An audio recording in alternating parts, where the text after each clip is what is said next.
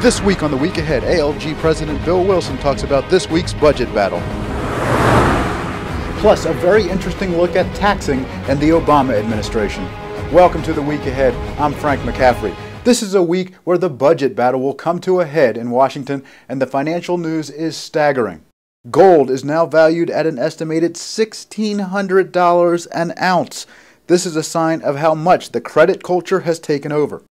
ALG President Bill WIlson joins us now. Bill, this cut, cap, and balance concept seems to be the best way to sober up people who are drunk on credit. Oh, I think the cut, cap, and balance approach is about the only way. It's certainly the only written plan on the table right now to address our long-term debt problems. We keep hearing about the McConnell Plan A through Z.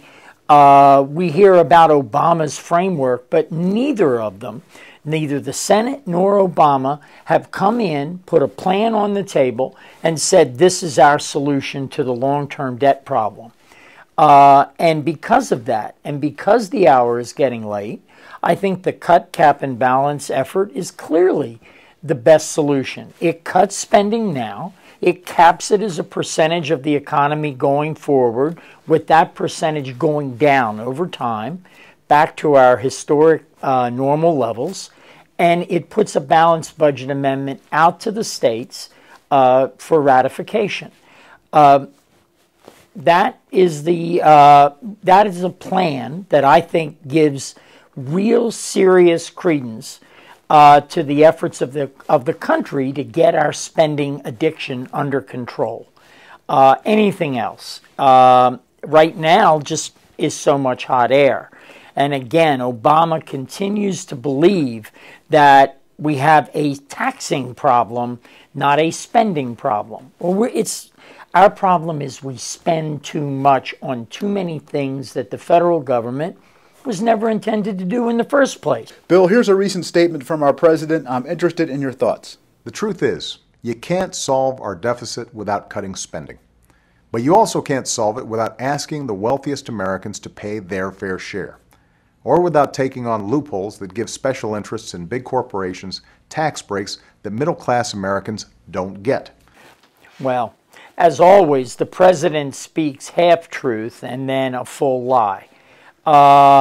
Yes, we have to cut spending, but the idea that somehow there's enough money by taxing the very people who create jobs, who create and invest to create the growth we need, by penalizing them, that somehow that's a good thing. That's an absurdity on its face. And let's be clear now. The top percentages of this country, the top 2-3% of the wage earners in America, are paying a third plus of all taxes. Half the people don't even pay taxes.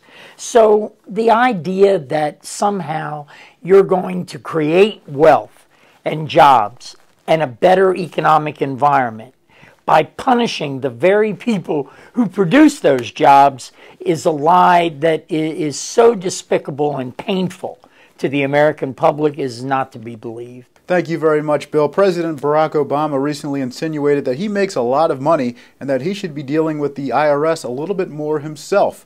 We took a look at this very interesting topic. The president believes that well-off people like himself should pay more taxes. Here he is at the recent Twitter town hall. It's people like me who have been incredibly fortunate, mainly because a lot of folks bought my book.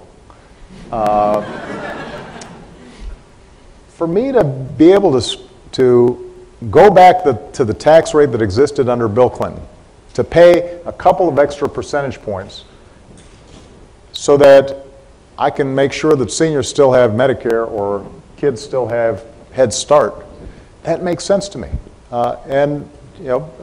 Jack, we haven't talked about this before, but I'm assuming it makes sense to you given Twitter's done pretty well. The Obama family paid a reported $453,770 on taxes for 2010. That is after deductions. Now, his tax packet was reportedly over 700 pages. What if he were to go without deductions and just used a 1040EZ form? The Obama family would have paid $567,319. That is according to eFile, a tax service. That whole 1040EZ concept is so easy that Timothy Geithner could get it. In 2001, the president made a reported $400,000. In 2009, President Obama made a reported $1.8 million. That's a lot of money, and that's all the time we have for the week ahead. Please join us again next time. For more on these and other issues, visit netrightdaily.com.